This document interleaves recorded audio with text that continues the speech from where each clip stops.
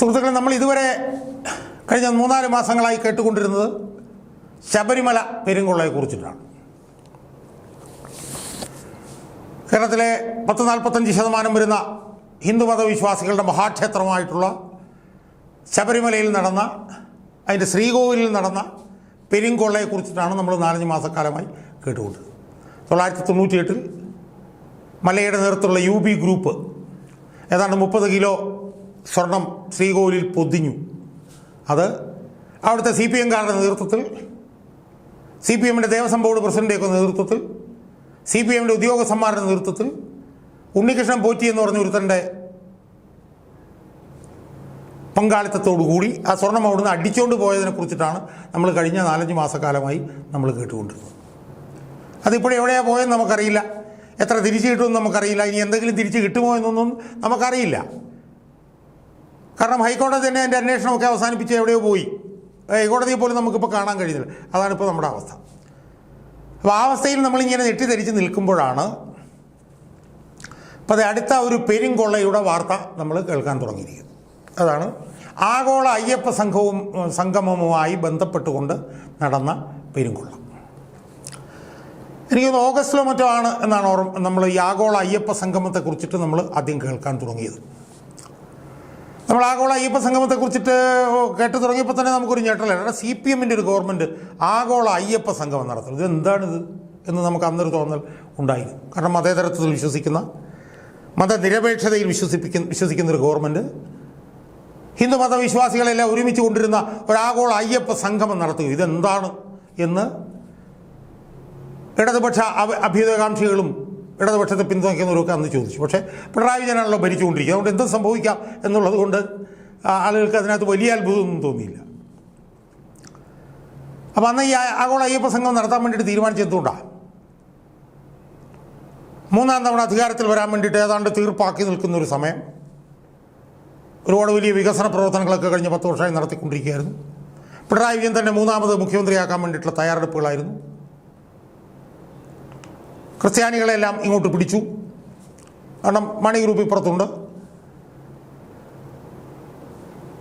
വെള്ളാപ്പള്ളി നടേശനെ കാറിൽ കയറ്റി കൊണ്ടുപോയി വെള്ളാപ്പള്ളി നടേശൻ വഴി ഈഴവരെ എല്ലാവരെയും ഇങ്ങോട്ട് പിടിച്ചു. കുറേ പതിറ്റാണ്ടുകൾക്ക് ശേഷം ആദ്യമായി NSS-നെ സുകുമാരൻ നായരെയും ഇങ്ങോട്ട് പിടിച്ചു. അപ്പോൾ ക്രിസ്ത്യാനികൾ വന്നു, ഈഴവർ വന്നു, നായന്മാർ വന്നു, KPMS-ലൂടെ പിന്നോക്കക്കാരെയും പിടിച്ചു. ആ പട അപ്പുറത്ത് നിൽക്കുന്ന മുസ്ലിങ്ങളാണ്, അത് കിട്ടില്ല എന്നുള്ളത് ഏതാണ്ട് ഉറപ്പാണ്.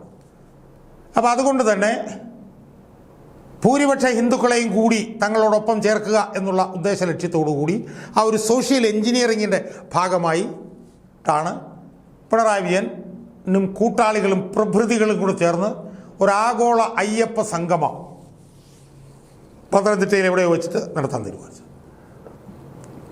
അതിന് മുഖ്യ സംഘാടകരായിട്ട് ദേവസ്വം ബോർഡിനെ കണ്ടുപിടിച്ചു. എന്നിട്ട് പിണറായി വിജയനും കൂട്ടാളികളും വാസവനും എല്ലാം കൂടെ ചേർന്ന് പറഞ്ഞു 10 പൈസ ഗവൺമെൻറ്റിന് ചിലവില്ല, മുഴുവൻ സ്പോൺസർഷിപ്പിലൂടെ കണ്ടുപിടിക്കും, ദേവസ്വം ബോർഡിനും ചിലവൊന്നുമില്ല. ദേവസ്വം ബോർഡിൻ്റെ പ്രസിഡന്റ് അന്ന് പറഞ്ഞിരുന്നു, അന്ന് PS പ്രശാന്തായിരുന്നു ദേവസ്വം ബോർഡ് പ്രസിഡന്റ്. അയാൾ വന്നിട്ട് പറഞ്ഞു 10 പൈസ പോലും ഞങ്ങൾക്ക് കയ്യിൽ ചിലവാക്കില്ല എന്ന് പറഞ്ഞുകൊണ്ട് കൊട്ടും കുറവയോടുകൂടി ആവശ്യമുള്ള പണം മുഴുവൻ സ്പോൺസർമാർ കൊണ്ടുവരും എന്ന് പറഞ്ഞുകൊണ്ട് ആഗോള അയ്യപ്പ സംഗമം നടത്തി. അതിനെന്തോ സ്വാഗതം പറയുന്ന സമയത്ത് ഓർമ്മയില്ലേ, PS പ്രശാന്ത് പ്രസംഗത്തിന് മുമ്പോ പ്രസംഗം കഴിഞ്ഞപ്പോഴോ ശരണമയ്യപ്പ എന്ന് പറഞ്ഞ് മുദ്രാവാക്യം വിളിക്കുന്ന പോലെ ശരണമയ്യപ്പ എന്ന് പറഞ്ഞ് വിളിച്ചൊക്കെ നമുക്ക് ഓർമ്മയുണ്ട്. കുറേ പേര് വന്നു, തിന്നു, കുടിച്ചു, പോയി.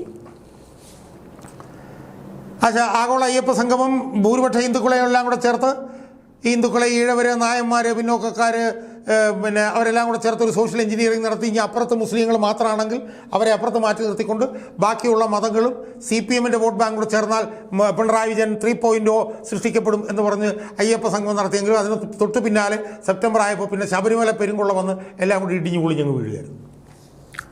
പക്ഷേ അന്ന് അയ്യപ്പ സംഗമം നടത്തിയപ്പോൾ PS പ്രശാന്ത് പറഞ്ഞിട്ടുണ്ട്, ഒറ്റ പൈസ പോലും ഞങ്ങൾക്ക് ചിലവായിട്ടില്ല. എന്തായാലും കഴിഞ്ഞ 1-2 മാസക്കാലമായി ഹൈക്കോടതിക്ക് ഇതിനകത്തൊരു സംശയം ഉണ്ടായിരുന്നു. ഹൈക്കോടതി നിരന്തരമായി ഇതിൻ്റെ വരവ് ചെലവ് കണക്ക് എവിടെ എന്ന് ചോദിച്ചുകൊണ്ടിരിക്കുകയാണ്.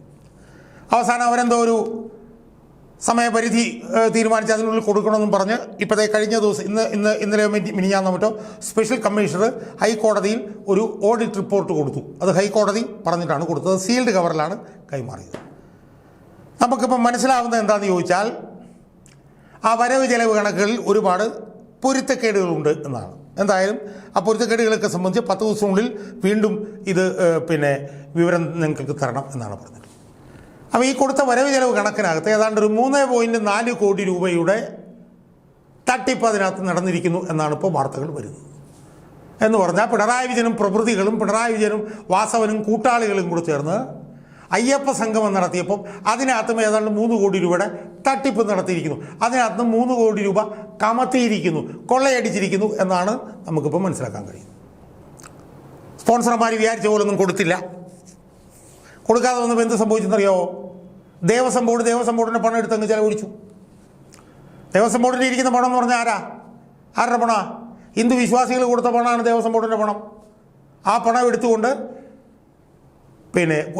ആഗോള സംഗമം നടത്തി 3,40,00,000 രൂപ ചിലവഴിച്ചു.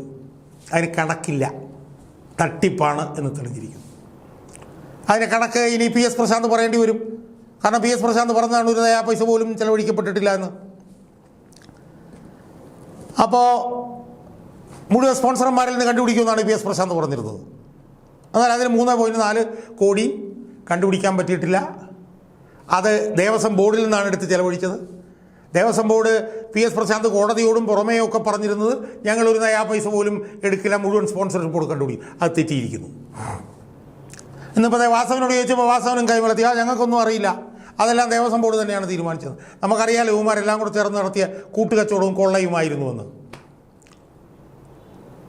അപ്പോൾ ഇതെന്തോ ദേവസ്വം ബോർഡ് നടത്തിയിട്ടുള്ള തട്ടിപ്പ് ഹൈക്കോടതി എന്തോ കണ്ടുപിടിക്കുന്നൊക്കെ പറയുന്നു. ഹൈക്കോടതിയുടെ കണ്ടുപിടുത്തമൊക്കെ നമ്മളിപ്പം കാണുന്നുണ്ടല്ലോ ഈ പെരുങ്കൊള്ളയുടെ കാര്യത്തിൽ. അതുകൊണ്ട് എനിക്ക് പറയാനുള്ള ഇത്രയേ ഉള്ളൂ. ഇതിന് 3-3.5 കോടി രൂപയും കൂടി പിണറായിയും കൂട്ടാളികളും കൂടി കമഴ്ത്തിയിരിക്കുന്നു അധികാരത്തിൽ നിന്ന് പോകുന്നതിന് മുമ്പ്. അത് കമഴ്ത്തിയത് ആരാണെന്ന് എങ്ങനെയാണെന്നുള്ളതൊക്കെ നമുക്കെല്ലാവർക്കും അറിയാം. പിണറായിയും കൂട്ടാളികളാണെന്നൊക്കെ നമുക്കറിയാം. പക്ഷേ അതിൽ നിന്നൊന്നും സംഭവിക്കാൻ പോകുന്നില്ല, ആരും കണ്ടുപിടിക്കാൻ പോകുന്നില്ല. കാരണം കോടതി ശബരിമല കൊള്ള അന്വേഷിച്ചിട്ട് കോടതിയിൽ വഴിക്ക് പോകില്ല. അതുകൊണ്ട് ആരും കണ്ടുപിടിക്കാനും ഒന്നും പോകുന്നില്ല. പക്ഷേ പോകുന്ന മുറയ്ക്ക് ഒരു 3.4 കോടി രൂപ വിശ്വാസികളുടെ വീണ്ടും കൊള്ളയടിച്ചു, കമഴ്ത്തി എന്നുള്ള വിവരവും കൂടി നമുക്ക് മനസ്സിലാക്കാൻ കഴിഞ്ഞു എന്ന് മാത്രമേ നമുക്കിതിനകത്തൂടെ പറയാൻ കഴിയുള്ളൂ. വിശ്വാസികളുടെ കോടിക്കണക്കിന് രൂപയുടെ സ്വർണം CPM-കാരനെ അടിച്ച് കമത്തി കൊണ്ടുപോയതുപോലെ പോണ മുറയ്ക്ക് ആഗോള അയ്യപ്പ സംഗമം എന്ന് പറഞ്ഞുകൊണ്ട് വിശ്വാസികളുടെ ഒരു 3.4 കോടി രൂപയും കൂടി പിണറായി വിജയനും കൂട്ടാളികളും കൂടി എടുത്തടിച്ചുകൊണ്ട് പോയി എന്ന് നമുക്ക് മനസ്സിലാക്കാൻ കഴിഞ്ഞു എന്ന് മാത്രമേ ഇതിനകത്തുനിന്ന് നമുക്ക് പഠിക്കാനുള്ളൂ, നമുക്ക് മനസ്സിലാവാനുള്ളൂ എന്നാണ് എനിക്ക് പറയാനുള്ളത്.